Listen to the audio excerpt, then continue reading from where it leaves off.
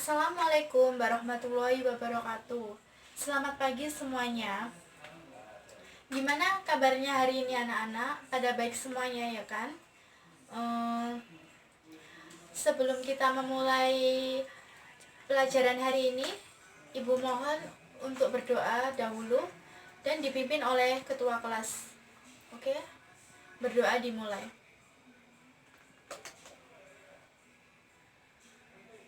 Baik, berdoa selesai. Di sini siapa yang tidak masuk? Baik, Ibu akan mengabsen dulu ya. Dita, Dewi, Rina, Tiara, Kak Yun. Oke. Di sini Ibu akan menjelaskan materi ilmu pendidikan sosial terpadu. Yang berjudul Dinamika Interaksi Manusia dengan Lingkungannya. Ibu akan memulai menjelaskan materinya.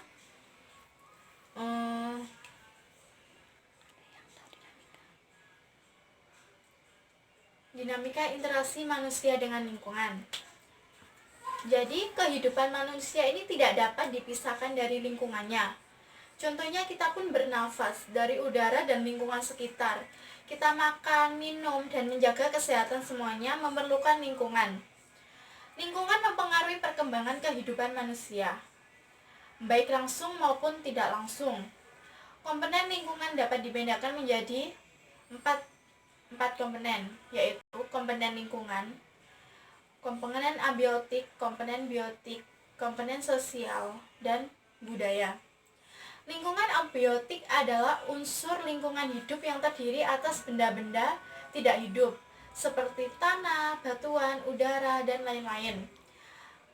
Lingkungan biotik, lingkungan hidup yang terdiri atas makhluk hidup, seperti manusia, hewan, tumbuhan, dan jasarinik.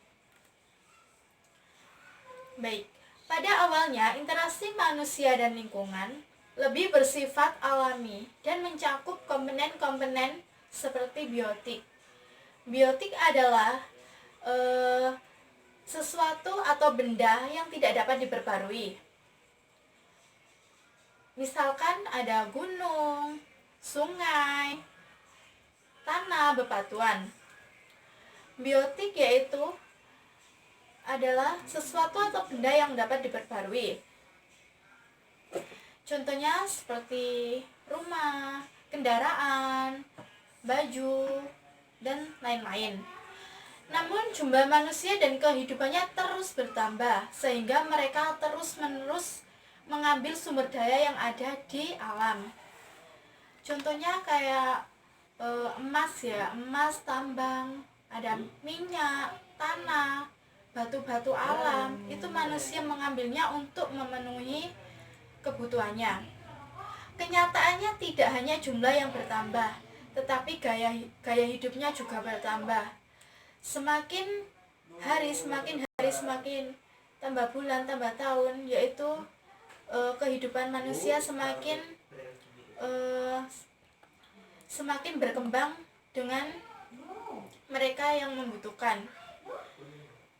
Makin maju kehidupan manusia, makin banyak kebutuhannya. Kebutuhan tidak lagi hanya sekedar terpenuhinya. Misalkan kebutuhan primer, yaitu berupa sandang atau pakaian, pangan atau makanan, dan papan atau tempat tinggal. Tetapi juga kebutuhan sekunder berupa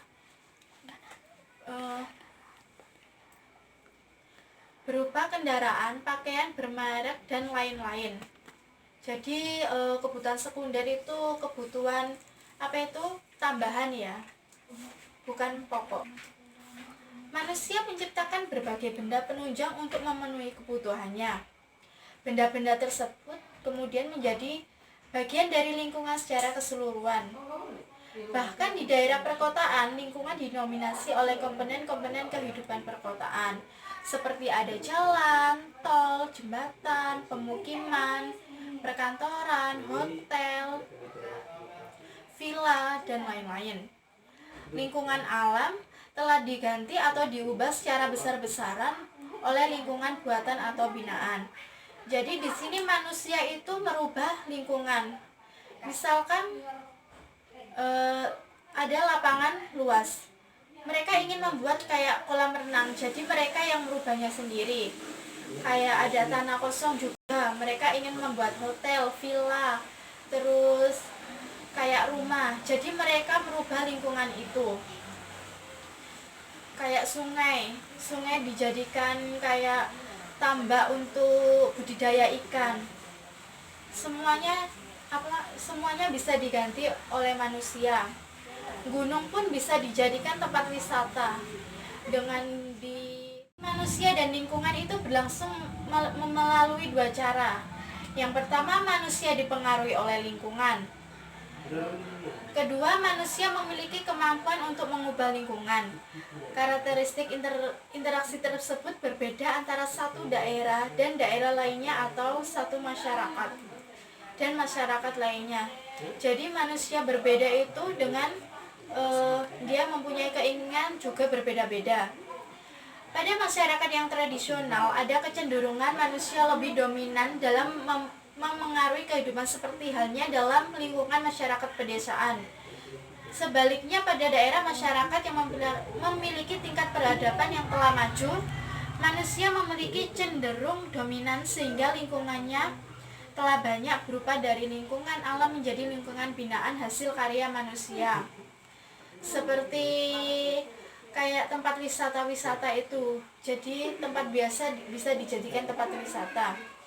Seperti halnya dalam lingkungan masyarakat perkotaan. Baik, materi sudah saya sampaikan semua.